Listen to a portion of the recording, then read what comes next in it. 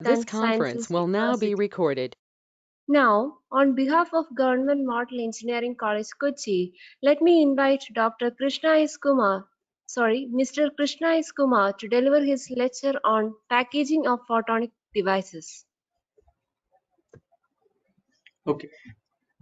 Thank you so much for the introduction. Can you hear me, everyone? Yes, sir, you are audible. Yes. Okay. Right. Um, Can you please share your screen?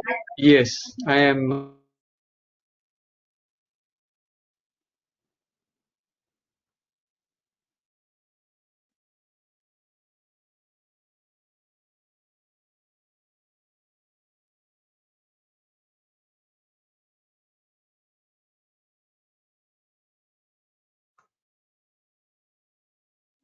Okay, sir, your screen is visible.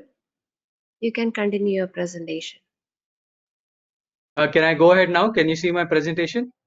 Yes, sir, it is visible. You can continue your presentation. Okay. Yes. Thank you so much for the introduction. This afternoon, I will be speaking about the packaging of photonic devices, specifically lasers, and I will touch upon the high power lasers, some of the low power lasers, the different types of packaging, and also the latest trend in photonic integrated circuits. So the purpose of packaging is to provide a framework, whether it is a mechanical framework or a thermal framework or optical or electronic. So essentially, you are ensuring that the device is protected and it is also working as it should in terms of transferring the signals from the outside environment to the internal circuit, as well as between the components and especially between a human interface and to the uh, photonic circuit. And when it comes to photonic devices, the kind of packaging that is required typically depends on the application. So now here I am showing you there are multiple applications. When you say display, these are typical LED displays. Currently you have the very large OLED televisions. They require a different type of packaging. Compared to sensors, you need to have a specific interface to the environment that it is sensing. So that amount of exposure to the environment is also required for sensors. Communications, optical communications is everywhere, and the enormous amount of work and the packaging technology is being led by the amount of work that is getting done in the communication field. Of course, there's also space. It has its own specific requirements, healthcare, scientific, as well as material processing. So when you think about packaging a photonic device, the first and foremost, you sort of have to understand, based on the application, what materials do I require. So when I mentioned for display, in the area of display, you would eventually end up with only plastic materials, right? So that's the overall material. But if you think about space or other applications, you might have metals and other um, materials. So you think about the materials, and then depending on the materials, you decide on what kind of assembly methods that you are going to use. Very sophisticated components right now in photonics packaging. A lot of the assembly is manual and some are semi-automatic.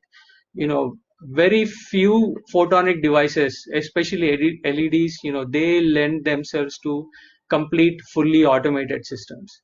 So if you think about, high power lasers that are, 100 watt, 200 watt, those kind of things, they are all semi-automated. Some portion of the assembly is still manual. And then you look at the subcomponents. So once you take a photonic device, let's say a laser or a detector, then you also need multiple other components around it. So as we move along, I will explain some of those other components. Then you also have the systems integration. So again, specific to the application, you will think about, how I can integrate, maybe photonic devices in a mobile phone, in a PC, in a television, or in a, microfluidic device. And then of course, you always need to have to model or simulate if it is a very rigorous environment like space or defense. So the aspects of packaging, again depending on the application, you would look at how to initially mount the photonic device, right? You must have seen the typical LED, which is, encased in a very clear epoxy, right? So that is one way of mounting a device. I will explain to you in more detail how lasers, which require even more sophistication in terms of packaging, how the devices are mounted, how alignment take place, because lasers have very small emitting area.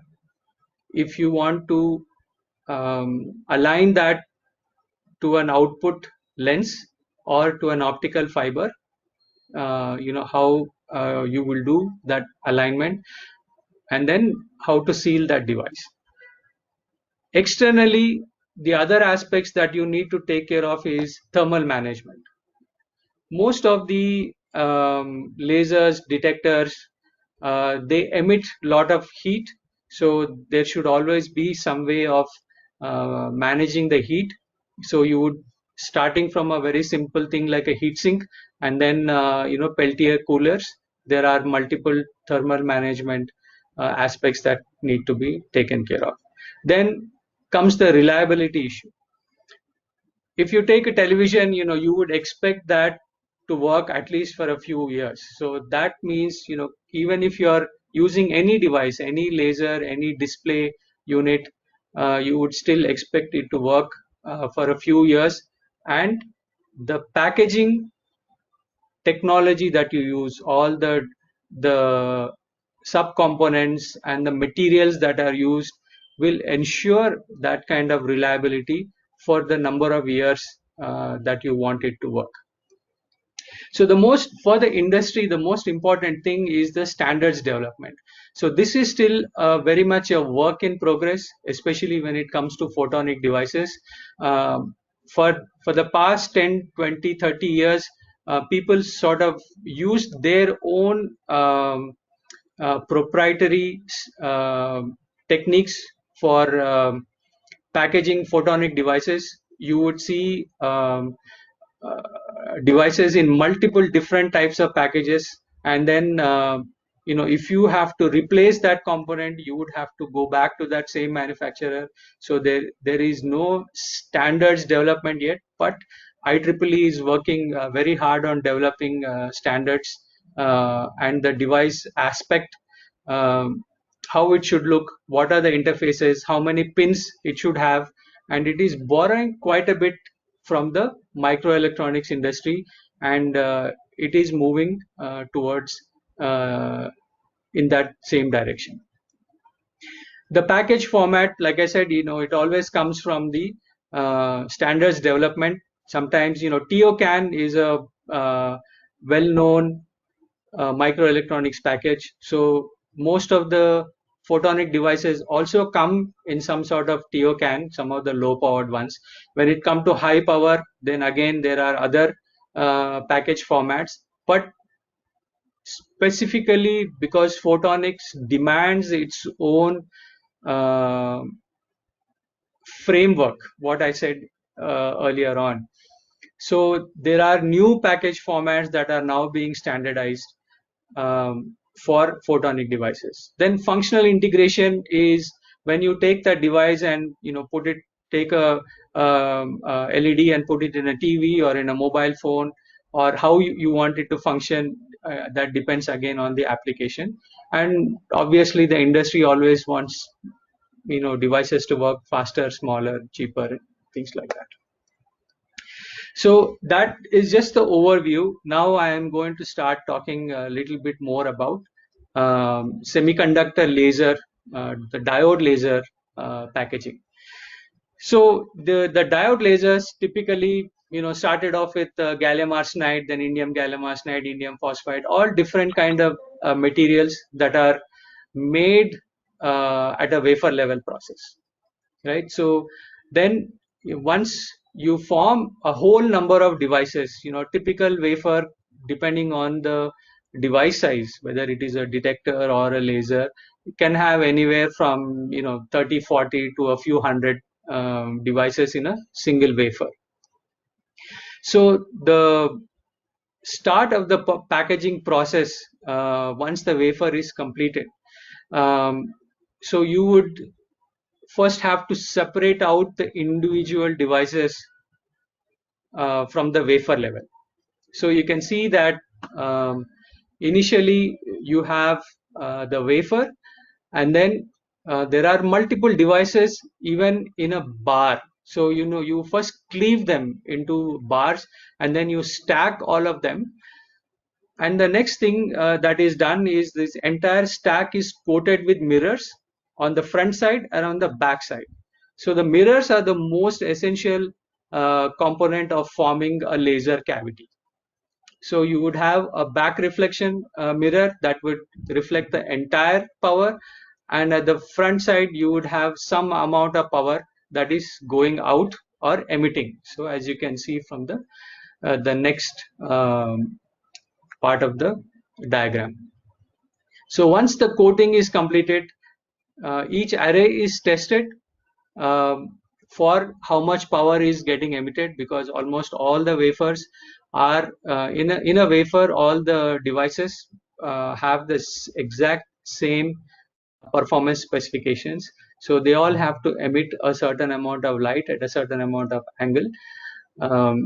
And once that is tested, the next step is to dice them into a single chip.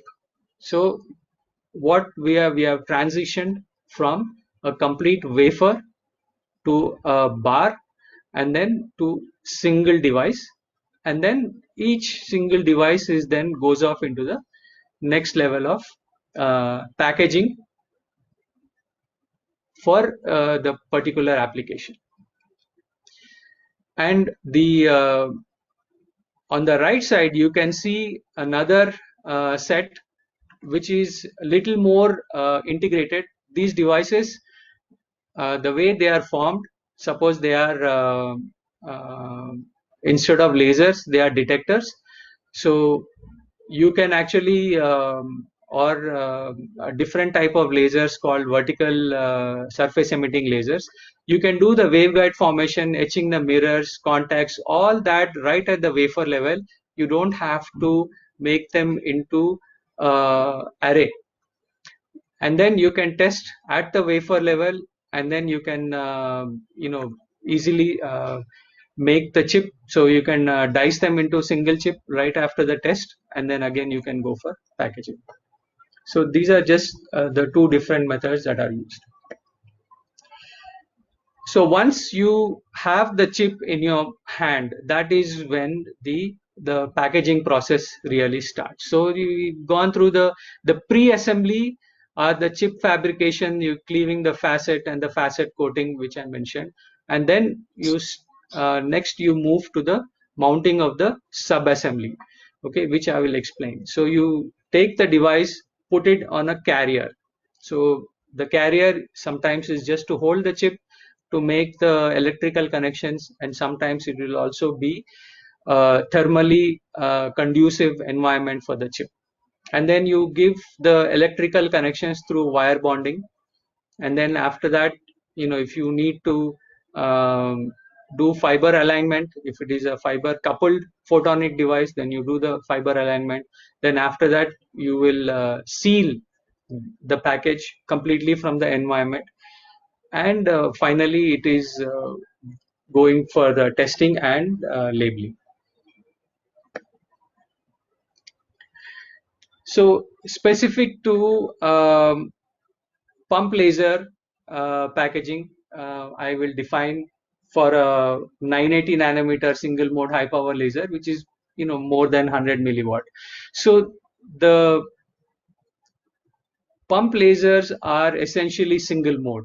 So like I said, the emission, the area from a laser is just few microns. So if you take, this is single mode, so it is anywhere from 2 micron to 4 to 5 microns. If it is multi-mode, you can have 10 micron, 15 micron, and even larger. But I will specific to understanding why packaging a single mode and the fiber alignment part, I have chosen this as an example. And then we will look at the die bonding and the wire bonding parameters. So die bonding is the part where you take the chip and place it on a carrier, and then wire bonding is where you attach the electrical wires so that you can drive the laser. And then the first test that you do are the die shear and wire pull tests, and then the burn-in sub-assemblies. So the burn-in is a very critical part of packaging. So at every step, you need to let the components sort of settle in process. So when you do a die bond, so you attach a laser chip to a substrate or a carrier. It is done sometimes by epoxy and sometimes by solder. Once you do that, you will run the device for a few hours. So it is just like, you take a new computer and you run it for like, 1 day before it is given to you. So this is a similar process where you burn in for a few hours, let the solder or the epoxy process settle, and make sure you are getting stable output power. Okay, so that ensures the short-term stability of the device.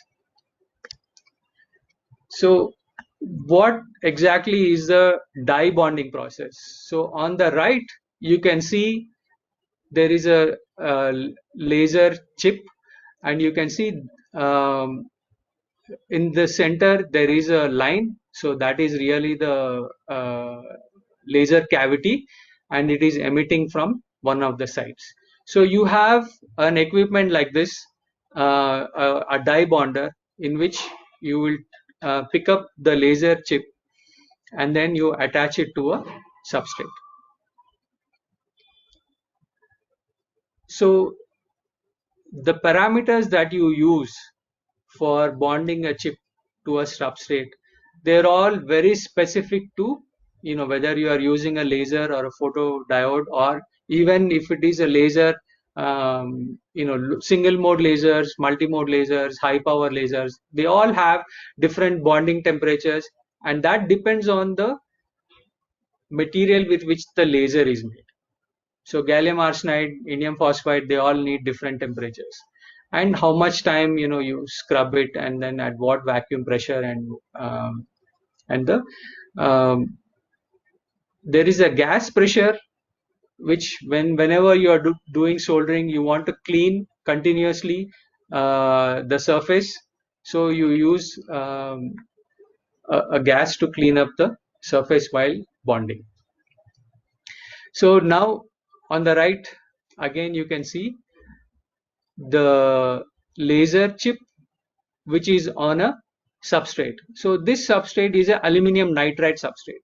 So aluminum nitride is known to be a really good conductor of heat. So when you take 100 watt or more laser diode, it sort of dissipates about 90% of the electrical energy that it takes. So it dissipates a lot of heat, and that heat has to be very cleanly conducted in to the carrier or the substrate. So here it is a aluminum nitride chip carrier, right? Now the next thing is the wire bond. So wire bond, as you can see on in the picture, there are 4 wires attached from the top of the laser diode chip to the side of the carrier. So assuming this laser works at about 500 milliamps, and these wire bonds are each about 25 microns. So when you are driving the laser with a high amount of current, typically you will give many wire bonds instead of just a single wire bond, so that the current is distributed among all of them, and it is able to handle the heat load. So these wire bonds are given from the top of the laser diode to the carrier. So then there are other bond pads on the carrier, which I will show you in the subsequent slides. So you use a gold ball bonder for doing the wire bonds. So in terms of wire bonding, there are different techniques called ball bonding and wedge bonding. Typically for lasers, it is kind of a ball bond. Right on top of the laser you do a ball bond, which is more reliable when it comes to laser diodes. Again, the parameters with which you are running a wire bonding system again depends on the kind of laser, the photodiode, and different lasers need different amount of bond forces. Some suppose you use a very fragile material for making a laser, then the bond forces that you are allowed to use are very, very low, so you will have to be really careful about that. Okay, so the first thing that you do after your die bond and the wire bond is, like I said, you are testing. If you remember the process flow diagram that I showed earlier, after every step there is some sort of a test that needs to be done. So one of the comprehensive tests is called a LIV test. So a laser is still a diode. So we are doing a IV test, which is the current and voltage for a diode. But the laser, when we are doing the IV test, it also emits optical power outside. So the L signifies the optical output power. So that's why you see there are 2 lines in this.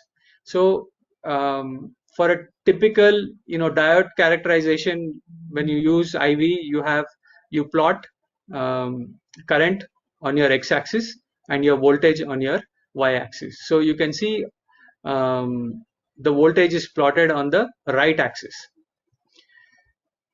Okay, and you can see the purple line, the voltage change of this diode, which is really not linear as you would expect in typical diode characterization. So what happens here, I will explain quickly. But the output power of the laser, as you are increasing, you can see that it initially up to a certain current it is 0, and then it starts going up, and then it is very linear beyond that point. So this test actually helps you realize, okay, did we do a good bonding process? Are we getting the right amount of optical power that we fabricated the laser for? And this is where you do the first burn-in test. So this small amount of initial current until the point where the power is emitted is called a threshold current. So all lasers have a threshold current. You have to keep driving up to that point, and only after that you will see the optical power come out. So that is why you see the voltage also change accordingly. Then, like I said, there is a post-bond test which you do for say an hour or 2 hours depending on the laser. The chip is only on the carrier, and then you would have 30-40 of them all laid out next to each other, and then you have drive current. So you can see that it is being driven at 100 milliamp current, and the stability of the output power is tested over a period of 1 hour. So you really have to measure what is the average power over a period of time and the stability of the power. So the 980 pump laser is used for making optical amplifiers, so, and which really drives most of the fiber optic communication lines. So the stability of this laser is very, very critical. So that this is the first stage of measuring the stability. Then the package design. This is a 14-pin butterfly package. I will explain in more detail here. So here you can see this on the right side. You can see the 14-pin butterfly laser, and on the left side you can see the pinout for it. So this is a standardized design. Okay, that means almost all 14-pin butterfly lasers come with the same exact pinout for the 14 pins. So now, what are all the subcomponents? So in terms of what I said in the beginning, the materials that you would choose for this system. So the outer casing is made out of coir. Okay, and you can see first the laser is here, and it is mounted on this yellow, which is I showed you earlier, which is an aluminum nitride carrier. Okay, and then you have a thermistor which measures the internal temperature. So if the laser is becoming very, very hot, that thermistor will tell you whether it is maintaining proper temperature or not. So the laser is here. Behind the laser you will see another detector, so that measures a small portion of the light coming out of the laser. It's called a back facet monitor.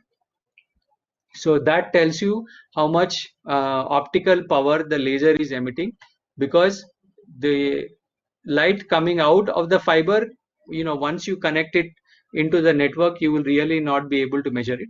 So in terms of monitoring how much power is coming out of the laser, you have a back facet monitor.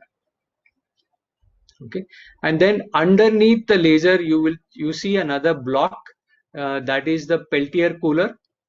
So that maintains the laser at a fixed temperature. So high power lasers, especially if they are single mode, they need to be maintained at a fixed temperature. Let's just say at 25 degrees centigrade. Some of them need to be maintained at 20 degrees, and so on and so forth. So this Peltier cooler will take its it's a current driven device, and that ensures that the laser is maintained at that temperature. So the thermistor will actually measure the temperature of the laser. If there is any small change, it will tell the thermistor to drive higher or lower depending on that. So it maintains the temperature stability. So the temperature stability is important for single mode lasers because of the output wavelength. So if the temperature changes, the output wavelength of the laser will change. So we really don't want to have the wavelength change, because then that will change the pumping characteristics of the amplifier, and then it will degrade the whole performance of the network. So for that reason, maintaining the temperature is very important. So, and you can see that the connections in the pinout.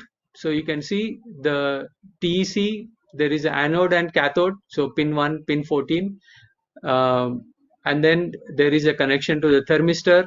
Then the internal, I told you about the back facet monitor, which is a photodiode. So there is a photodiode anode and cathode, then the thermistor, and then the connections for the laser, anode and cathode for driving the laser.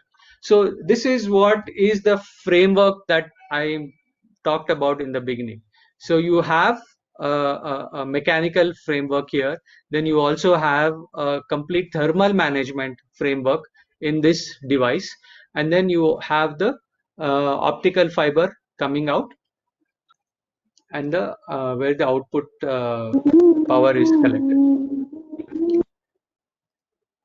Okay, so these are just some of the devices at the sub-assembly before they are fiber coupled, and they are again tested at this level for stability.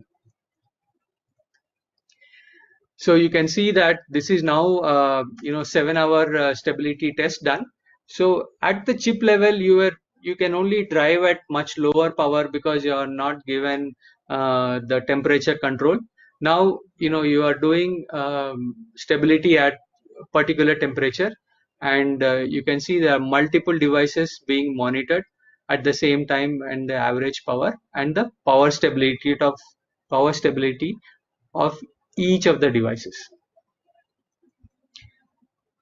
Now comes, so I showed you that the devices now are at this stage. The next stage is to couple the fiber. So fiber coupling is, it's a difficult task, and it needs very precise alignment. Typically, you choose about 5-axis precision stages, mechanical stages. So 5-axis in the sense you have X, Y, Z, and then you also have theta X and theta Y. So you would have translational as well as rotational, because you are aligning a single mode fiber, which is say around 5 micron in emitting area, to a single mode fiber, which typically has a 9 micron area. So you can understand that you are aligning a micron to a micron. So your alignment stages have to be sub-micron precision. So you have something called a gripper. The gripper will hold the optical fiber, and it will bring it in front of the laser diode chip, and then it will align by constantly measuring the power coming out of the laser. So it maximizes to that point, and there are two ways to fix the optical fiber in front of the laser. One you do either by epoxy, and the other more stable, reliable method is by doing a laser welding. So you have a coating on the optical fiber, metallic coating on the optical fiber, and you can weld the optical fiber to a base right in front of the laser. So this is on the right side, you can see a picture of the complete multi-axis alignment stage that is for packaging the fiber optic alignment. This is a close-up of a fiber that has been epoxied right in front of the laser. So on the left side of the picture, you can see the laser chip and with all its wire bonds, and on the right side you can see a small projection coming out of the white glob. So the big white glob is the epoxy that has been put on a substrate, and that fiber is coming out straight till close to the front facet of the laser diode. So that is where the alignment happens, and then the epoxy now holds it in place. Okay. Now this is a then once it is aligned, you will seal the top lid of the laser, and then you would also put the fiber optic device, the sleeve, and they are all fixed to the laser, and this is how uh, a complete manufactured uh, semiconductor laser diode look like in a 14-pin butterfly package. And once the assembly is completed, there is another again test for that. Then you can also do the wavelength measurement test and the power test. Now you can see they are being driven at much higher power levels for each of the lasers, and then that also is done for a complete 1 hour stability test. Now, so once the laser is completely assembled, you can see that it goes on to a board assembly. So you can see that 14 pin, the 14 pins are sort of, snipped to a shorter length, and then they are assembled on a laser driver board. Okay, so this is the whole aspect of packaging, especially fiber coupling to a single mode laser. So now I will briefly just discuss about a different type of low power lasers. These are all not in the 100 milliwatt, but in the 1 or 2 milliwatt range. So these are typically in something called a TOCAN, which I mentioned earlier. So you can see this package is very different. It is round, and you can see that the light is emitted in the direction of the projection of the can. And then you can see there are only 2 pins instead of a 14 pin in the other one. And then the wire bonds are directly coming on the chip, and the laser is emitted outside. So again, here you can see that there is a quick test done. So the LIV curve, where you can see the output power variation with the input drive current. Then the other critical thing, the difference between the previous laser and this laser is that in the 14-pin butterfly module, I explained that there is a internal thermoelectric cooler packaged that maintains the temperature of the laser device. But in this type of very small TOCAN package, there is no such provision for adding a Peltier cooler, or it is not even required.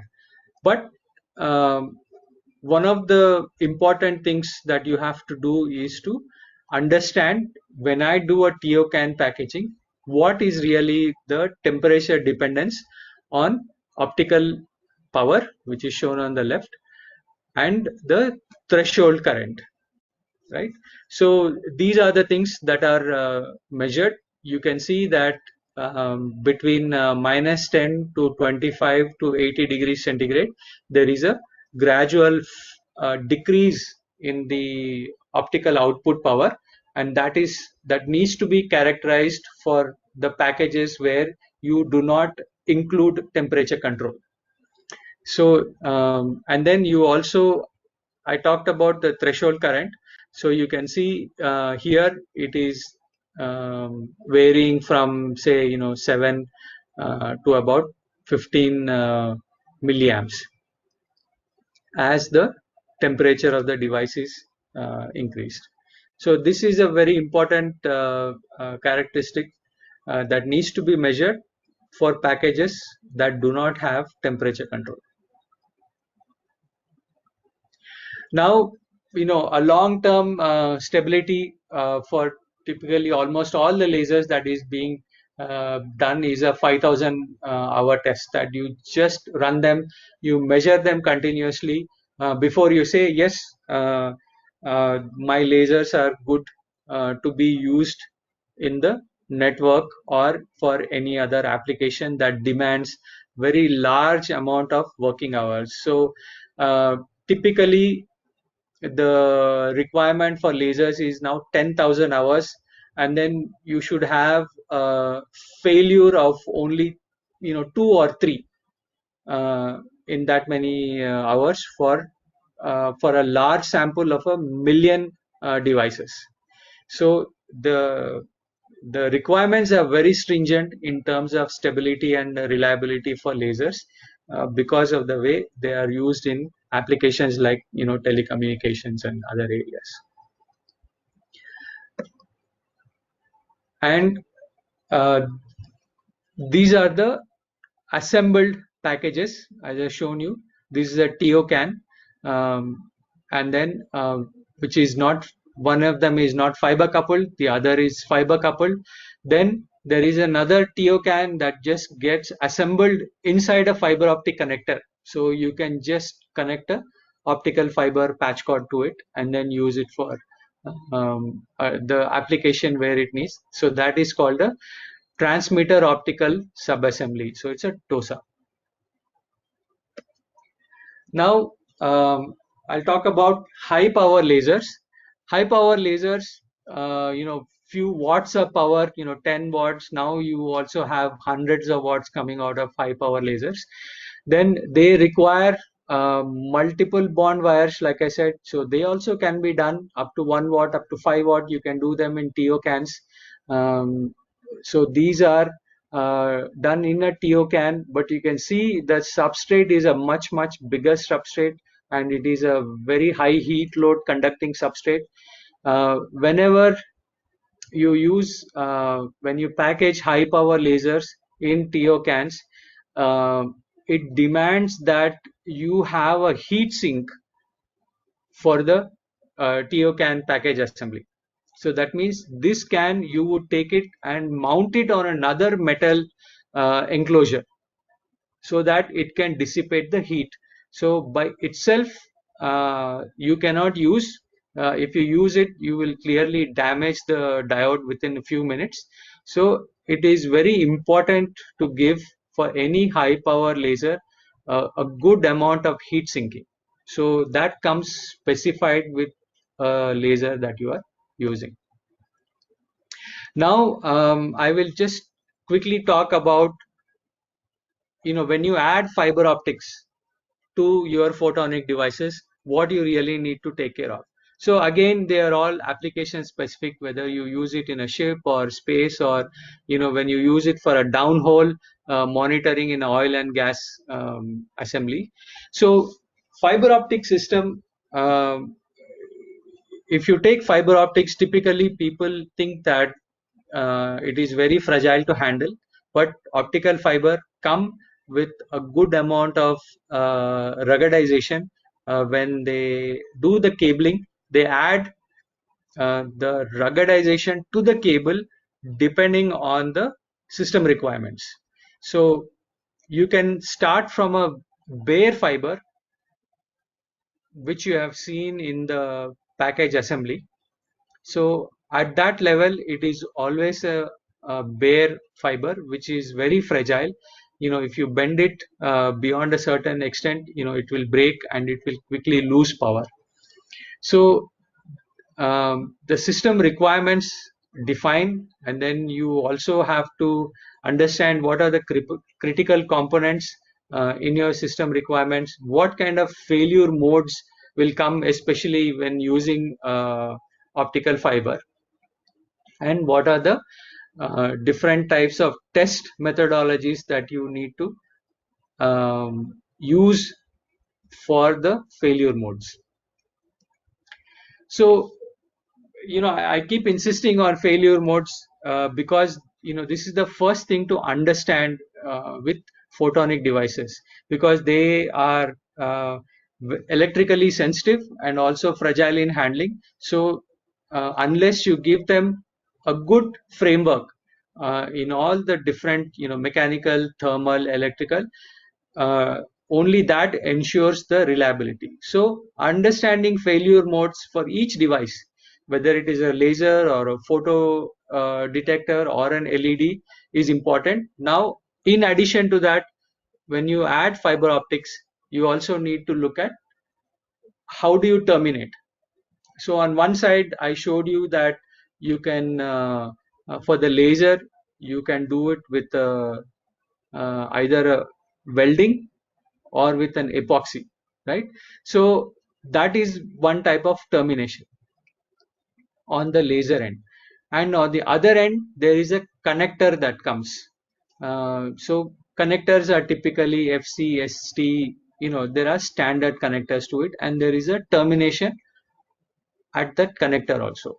Then fiber optic cables are very susceptible to stress. So depending on the application where you are situating the fiber optic cables, you have to look at the stress. So suppose, one of the examples is for oil and gas.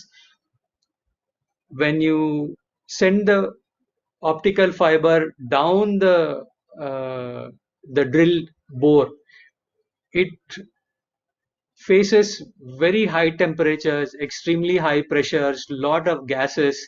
So it faces tremendous amount of stress.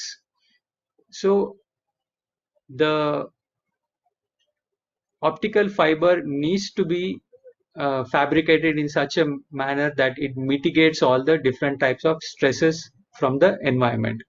And then that also decides on what kind of epoxy you use. And polishing is the most critical part, because that is the interface that is always open to the environment. So the fiber end facet is always open, and the polishing of that facet, maintaining the polishing of the facet is also important, because the moment you start connecting two optical fibers, you will start losing a bit of that nice polish. And then if you have a really dirty environment and even a small speck of dust that typically we are not even able to see, that damages the little amount of polishing that is there, and a small scratch will deteriorate the optical power quite a bit. Okay, so the main thing about using fiber optics is that you need to continuously ensure that the output, the ends of the fiber are always clean and polished before you make the connection. So, and in all the devices, whenever you qualify, we do the burn-in test, we do the long-term reliability, short-term reliability. They are all qualified components. But do qualified components ensure qualification of the modules where the lasers or the detectors go into, or the end systems? So they don't essentially ensure, because now you have multiple other components or modules in that system. Okay, so each of them have to be really qualified, and then when you make a module, you have to again qualify the module, and then you put together a bunch of modules and make a system, and again you have to qualify the complete system. So that is the only way to ensure the reliability. So another very good example of packaging optical fiber is a fiber laser itself. Okay, so these fiber lasers now are replacing many of the solid state and the gas lasers, but they emit tremendous amount of optical power. So internally they are generating a lot of heat, so much so that the fibers themselves generate tremendous amount of heat.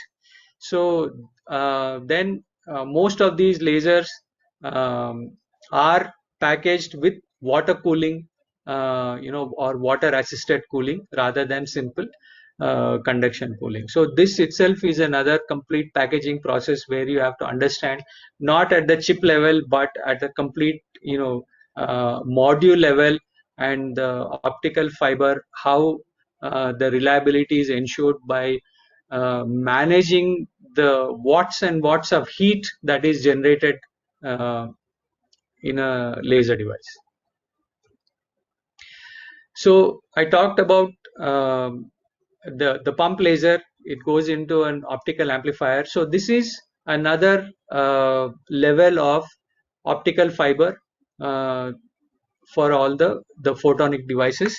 So you can see at each level, at the module level, at the subsystem level, at the rack level, how optical fiber is packaged.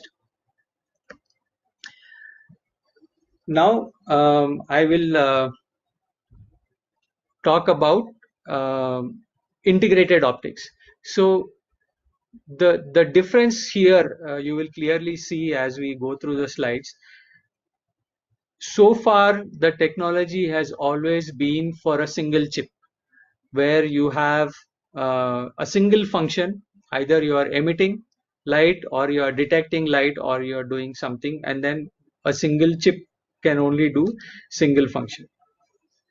Integrated optics is essentially you are functionally integrating multiple photonic operations in a single chip. So the way it has been done so far is, how do you integrate electronics? How do you integrate multiple photonic devices? So you can see that this is a silicon optical bench, right? And on top of that you have a laser, and then you have a lens right there. You can see all the wire bonds and the bond pads attached to it, and then there is an optical isolator, and then there is a reflector, so that the light is reflected not typically in the same plane as the laser, but at a completely different direction, because you can have the reflector and the light can pass through the silicon optical waveguide, and then so this type of laser can be placed in a completely different manner compared to a standard laser. So this is a very simple way of showing that, look, we can have a silicon optical bench. It is very easy to integrate a laser, and then the function of the output of the optical power can be managed much better in a silicon optical bench rather than in a metal 14-pin butterfly package. Okay, so this is the first level of integration that was done after the 14-pin butterfly and the coaxial packages. Then the second level of photonic integration came about in terms of how do we get the optical power out of the laser into a board and into a complete module and then a system, right?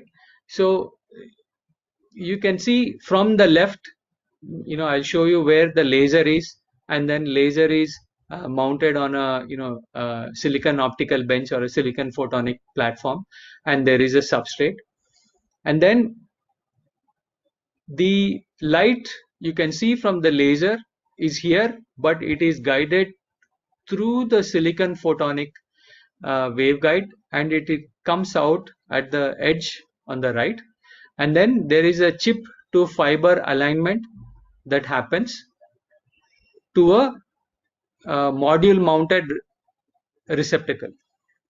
So these are all the green components are lens modules, in which they typically the laser beam is expanded so that the mating from one optical component and the other optical component can happen with much greater reliability. So we always have to remember that aligning optical components is very, very critical. So if you expand the beam, then you decrease the alignment requirements, right? So you have optical lenses here, and that expands the beam. And again, in the same way, this is a receiver module that will receive the light from the first expanded beam, and then again it will couple back into an optical fiber cable, and it goes to something called a backplane. So this entire assembly of optical lenses, beam expanders, is put in one line card, and this entire line card can be attached into a backplane. So in the backplane, again, there is a fiber optic output, and that goes off into a server or to a rack, or any other area where it needs to go to. So this photonic interconnect, that means taking light from a laser and ensuring that we can have an interconnect as a line card on a rack, and the light can be connected into a backplane, is a very important step, because this is how electronics is always manufactured. That means electronic interconnects, there are multiple, if you remember a rack, there are multiple modules that use in slots that you can attach into a rack. Doing that using optics, photonic devices, has been a big challenge. It is still a big challenge. People have not figured out, because the losses sometimes are difficult to manage.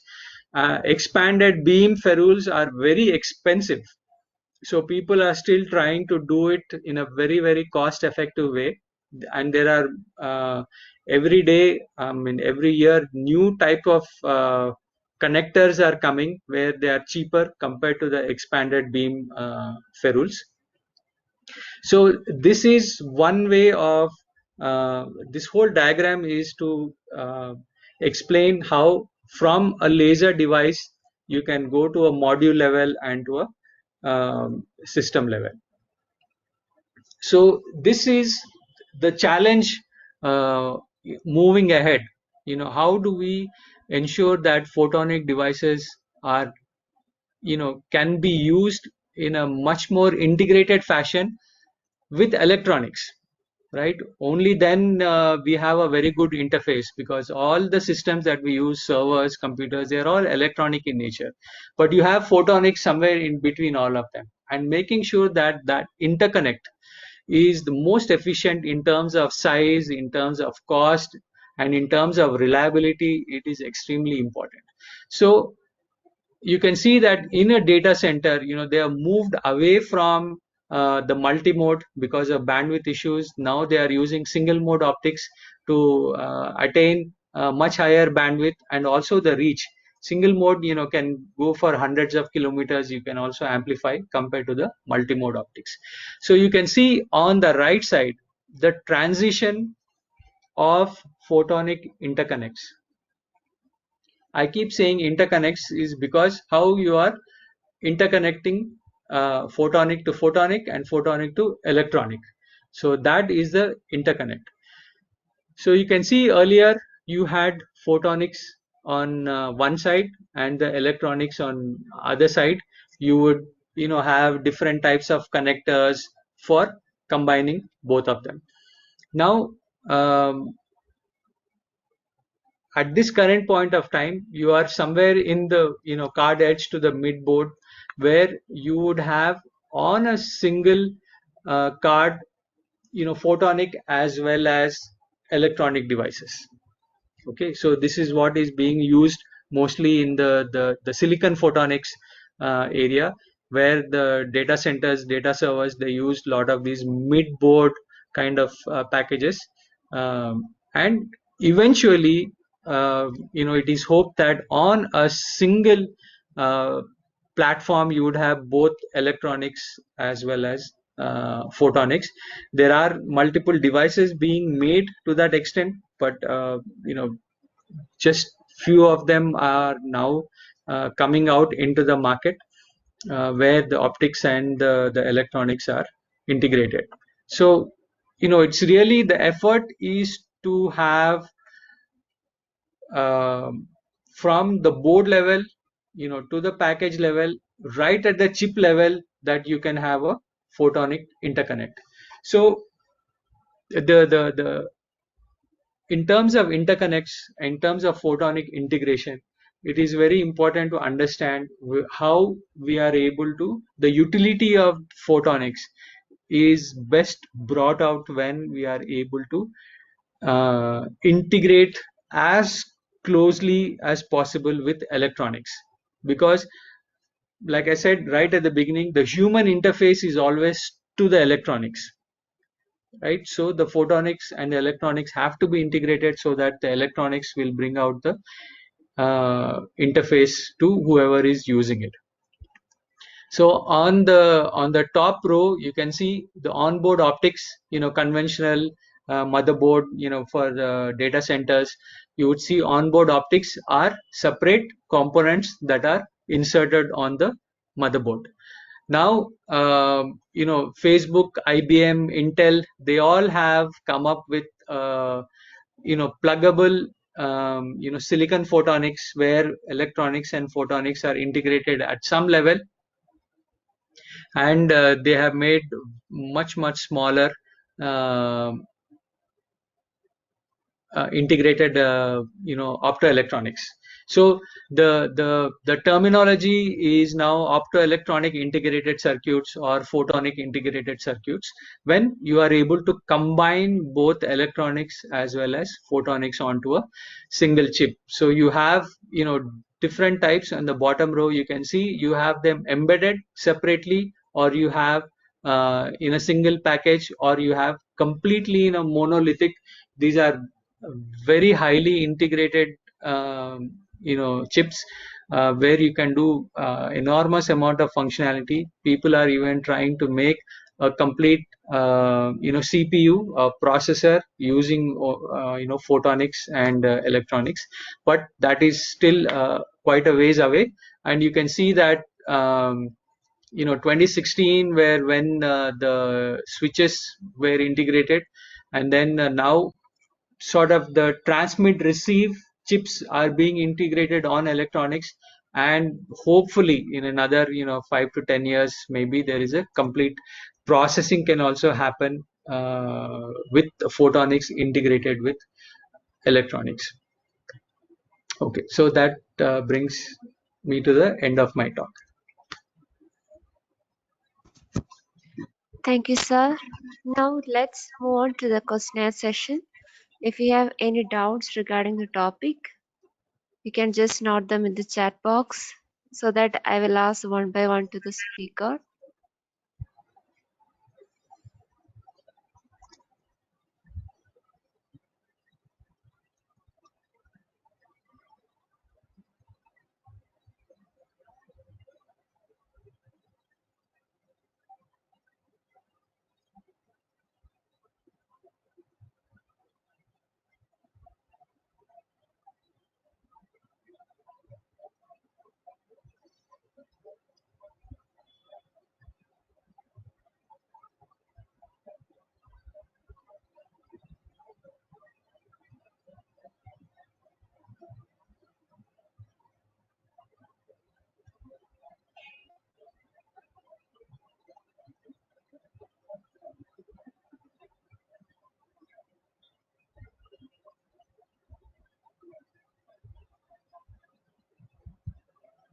If the participants have any doubts, you can directly interact with the speaker.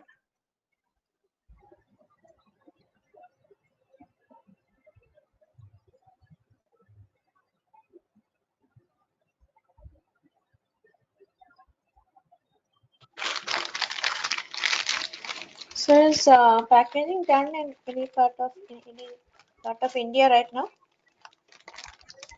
I'm sorry. Hello. Is Hello. packaging Yes. done? Is packaging done here in India right now? Anywhere? Yes, there are couple of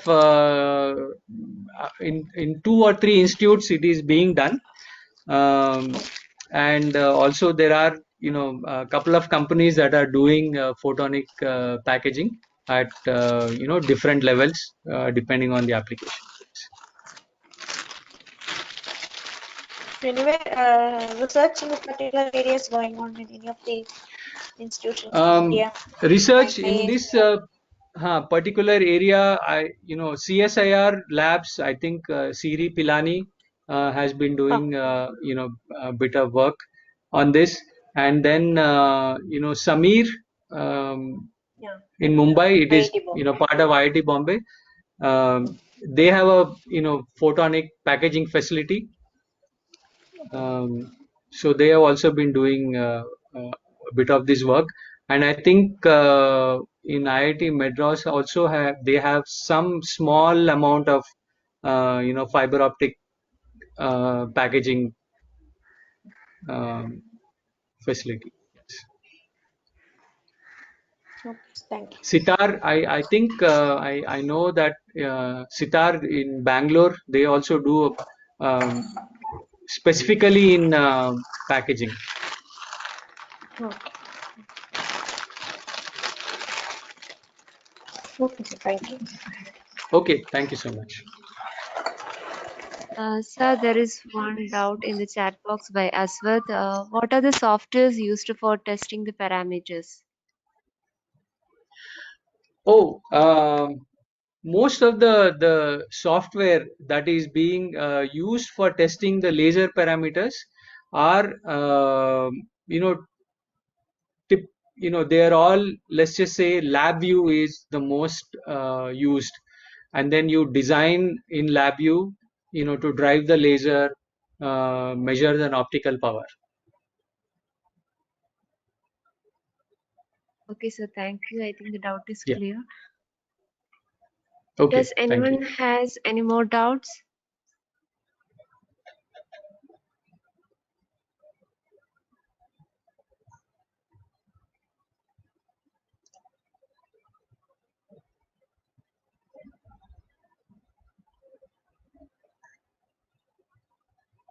I think there is no more questions. No more questions. Okay. Okay, it's time to wind up the session. I take this opportunity to thank Mr. Krishna S. Kumar. Thank you, sir, for an excellent presentation.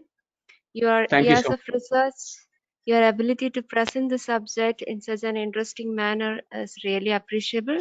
I would like to thank you on behalf of all the members present here. I hope you all enjoyed his presentation.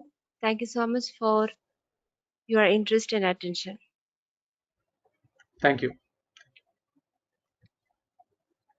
Our next session as per schedule will be tomorrow at 10 a.m. I hope all of you will join. And brings us to an end for today's sessions. Thank you all.